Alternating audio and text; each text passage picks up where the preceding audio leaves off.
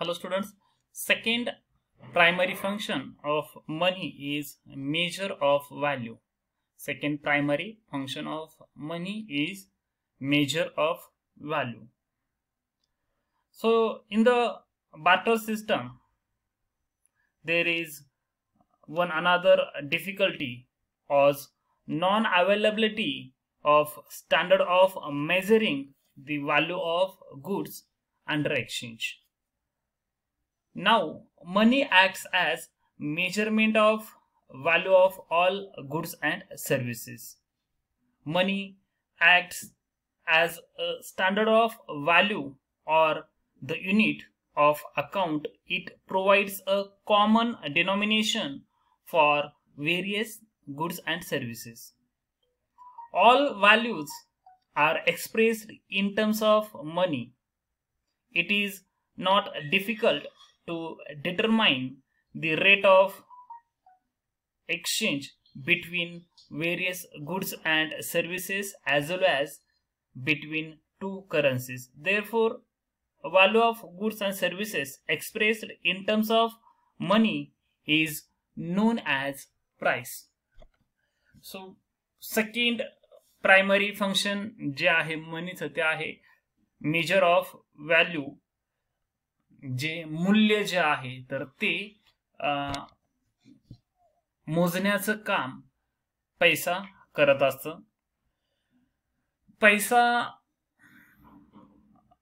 Innovate होण्यापूर्वी किंवा पैशाचा वापर सुरू होण्यापूर्वी बार्टर सिस्टम जी आहे तर ती यूज व्हायची आणि बार्टर सिस्टम मध्ये वस्तूंच्या बदल्यात वस्तू असायच्या. अशी कुठलीच एकही वस्तू नव्हती की जी एक स्टँडर्ड असेल आणि ती सगळ्यांसाठी रेट ठरवणारी असेल किंवा त्यांची प्राइस ठरवणारी असेल, त्यांचा एक्सचेंज व्हॅल्यू ठरवणारी असेल किंवा गुड्स अँड सर्व्हिसेसची व्हॅल्यू मेजर करणारी असेल. तर असं त्या ठिकाणी काही नव्हतं. सो मग अशा वेळेस ही जी समस्या जी आहे तर ती पैशाच्या माध्यमातून जी आहे तर ती सुटली.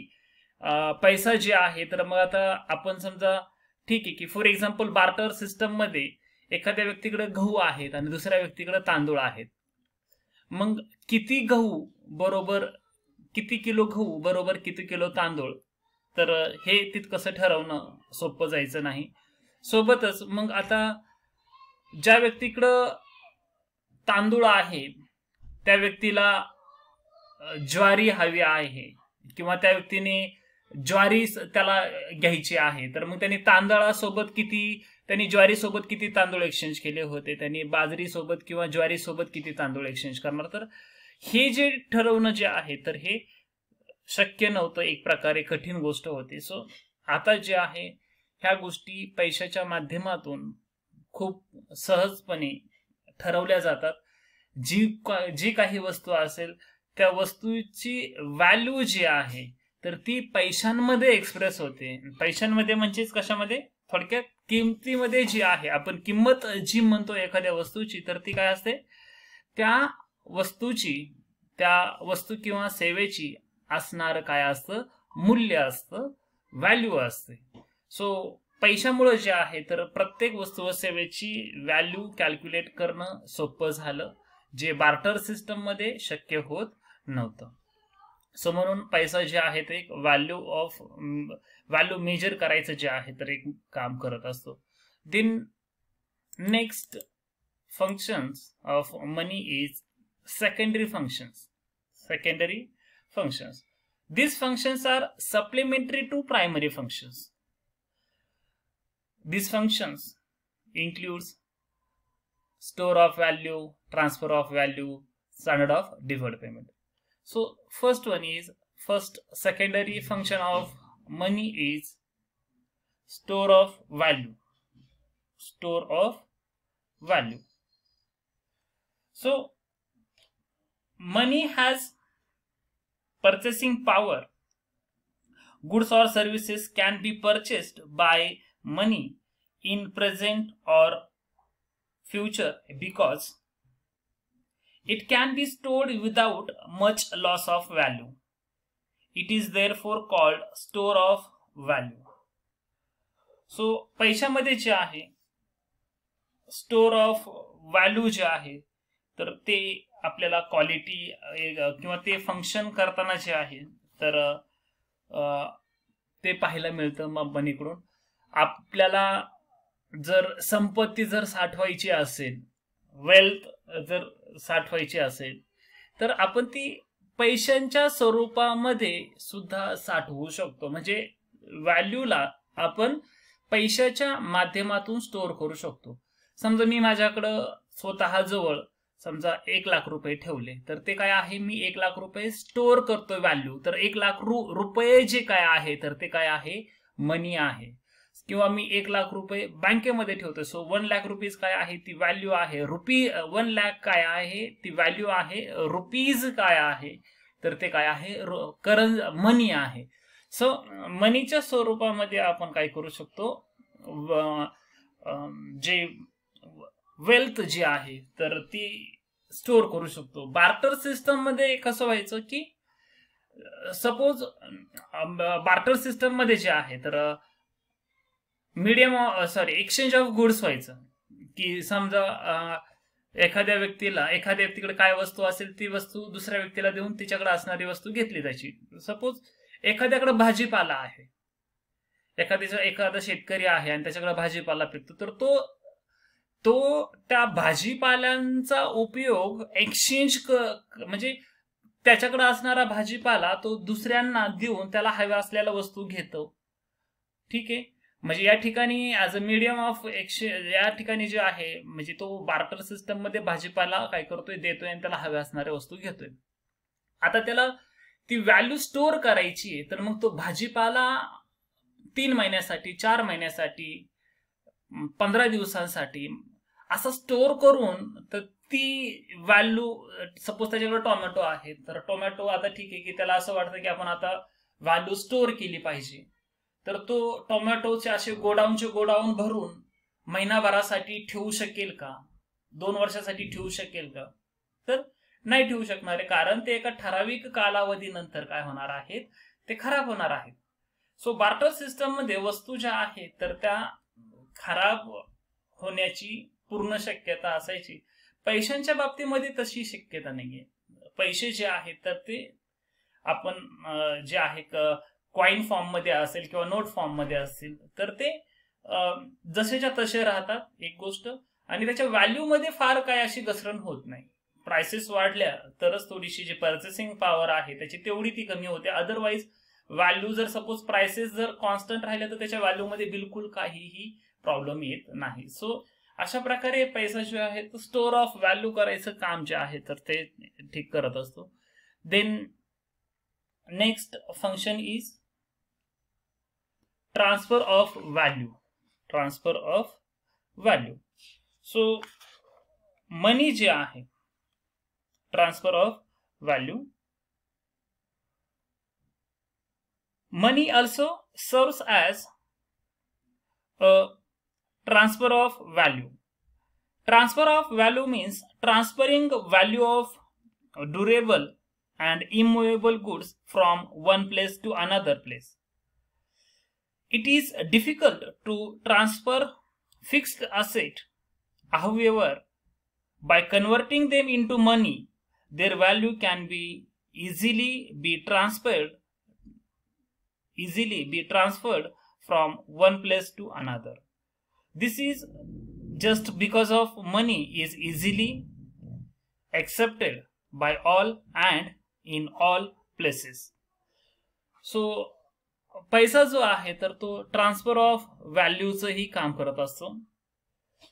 ट्रान्सफर ऑफ व्हॅल्यू म्हणजे काय, तर एका ठिकाणाहून दुसऱ्या ठिकाणी व्हॅल्यूज ज्या आहेत तर त्या ट्रान्सफर करणं. थोडक्यात काही ज्या इमूवेबल गुड्स आहेत, समजा घर आहे किंवा शेत जमीन आहे, तर आपण ह्या काय आहेत एका ठिकाणाहून दुसऱ्या ठिकाणी घेऊन जाऊ शकेल अशा गोष्टी नाहीयेत, परंतु त्यांची व्हॅल्यू जी आहे तर ती आहे. सो मग आपल्याला जर असं गृहीत धरूया की समजा मी आता पुण्यामध्ये सर्व्हिसला आहे, भविष्यामध्ये मला मुंबईमध्ये कायमस्वरूपी जॉब मिळाला आणि म्हणून मी त्या ठिकाणी शिफ्ट झालो, तर पुण्यामध्ये माझं घर आहे आणि आता मी कायमचं मुंबईला चाललोय, तर मग अशा वेळेस मी काय करू शकेल की पुण्यामधलं जे काही घर आहे माझं ते विकून जे काही पैसे येतील त्या पैशाच्या साह्याने मी मुंबईमध्ये घर विकत घेईल. म्हणजेच इथल्या घराची व्हॅल्यू मी ट्रान्सफर केली आहे मुंबईला. पण ते जर समजा पैसा ही गोष्ट जर अस्तित्वात नसती तर मग माझं हे जे घर आहे पुण्यामधलं तर त्याची व्हॅल्यू मला मुंबईला ट्रान्सफर करता आली नसती. सो अशा प्रकारे पैसा जे आहे तर पैशाच्या मदतीने आपण इम्युएबल गुड्स, ड्युरेबल गुड्स ह्या ज्या काय आहेत तर यांचं सुद्धा काय करू शकतो, व्हॅल्यू जे आहे एका प्लेसवरून दुसऱ्या प्लेसवरती ट्रान्सफर करू शकतो. कारण पैशाच्या माध्यमातून ह्या ज्या काही इम्युएबल गुड्स आहेत तर त्याची व्हॅल्यू कन्वर्ट करता येते मनीमध्ये, आणि पैसा आपण एका ठिकाणाहून दुसऱ्या ठिकाणी घेऊन जाऊ शकतो आणि त्या ठिकाणी त्या व्हॅल्यूची असेट तयार किती विकत घेऊ शकतो. सो ह्या ज्या गोष्टी आहेत तर ह्या केवळ पैशामुळे ज्या आहेत तर त्या शक्य होत असतात. देन यानंतर जे आहे थर्ड जे आहे secondary function of money is standard of deferred payments. Standard of deferred payments. The function of money is that it acts as standard of deferred or future payments. Deferred payment means those payments contracted to be made in future. It was easy under barter system to take loans in goods or grains, but difficult to make repayments in such perishable articles in the future. Future payment cannot be made in terms of physical goods because of value of these goods is liable to change. So money is therefore very convenient and useful in the terms of to make future payments, means it's used as standard of deferred payments. Standard of deferred payments म्हणजे काय की थोडक्यात भविष्य काळात जे काही देणी असतात तर त्याला स्टँडर्ड ऑफ डिफर्ड पेमेंट्स म्हणतो आपण. तर समजा मी एखाद्याकडून आजच्या घडीला काही कर्ज स्वरूपामध्ये पैसे घेतले, समजा 1 लाख रुपये घेतले आणि त्याच्यासाठी कमिट केलंय की आफ्टर 1 इयर मी त्याला 1 लाख रुपीज अँड त्याच्यावरती 10,000 रुपये व्याजाचं 1,10,000 रुपीज रिपेमेंट करेल. सो हे काय झालं, 1,10,000 काय आहे स्टँडर्ड ऑफ, म्हणजे आजच्या देणीच्या तुलनेत जी आहे देणी तर ती भविष्य काळातली किती देणी असेल तर ते सांगणारं हे स्टँडर्ड ऑफ डिफर्ड पेमेंट आहे. बार्टर सिस्टम ज्या वेळेस असायची त्यावेळेस आताच्या घडीला जे आहे लोन्स आपण जे घेतो तर ते पैशांच्या स्वरूपामध्ये आहे. ज्यावेळेस बार्टर सिस्टम यूज केली जात होती, पैसा ही गोष्ट अस्तित्वात नव्हती, त्यावेळेस मग लोन्स कशा प्रकारे घेतले जायचे तर त्यावेळेचे लोन्स सुद्धा हे वस्तूंच्या स्वरूपात घेतले जायचे, अन्नधान्याच्या स्वरूपात घेतले जायचे, जे ॲनिमल्स आहेत त्यांच्या स्वरूपामध्ये घेतले जायचे. सो सपोज आपण कर्ज म्हणून काही ग्रेन्स घेतले किंवा ॲनिमलच्या स्वरूपामध्ये जर समजा लोन घेतलं तर समजा ज्या प्रकारचं ॲनिमल समजा सपोज आपण गायी घेतली असं लोन म्हणून म्हणूयात, पण रिपेमेंट करताना त्यांना काय गाय म्हणजे कुठल्या प्रकारची गायी रिपेमेंटमध्ये देणार आहोत. जी गायी घेतली आहे तीच गायी रिटर्न करू शकत नाही कारण तिचा वापर किंवा ती वयस्कर झालेली असेल 5 वर्षानंतर, किंवा भविष्य काळामध्ये एका गायीच्या बदल्यामध्ये काय द्यायचं तर मग समजा ठीक आहे की एका गायीच्या बदल्यामध्ये अजून दुसरी गायी द्यायची, पण त्या गायीची क्वालिटी काय असेल ह्याच्याबद्दल काहीही स्टँडर्ड ठरवता येत नाही. सो बार्टर सिस्टम मध्ये ही एक मुख्य लिमिटेशन असायची, जी लिमिटेशन मनीमुळे सॉल्व्ह झाली आणि मनी जे आहे तर standard of deferred payments future जे पेमेंट्स आहेत तर त्या संदर्भातलं एक महत्वाचं काम करताना आपल्याला पाहायला मिळतं.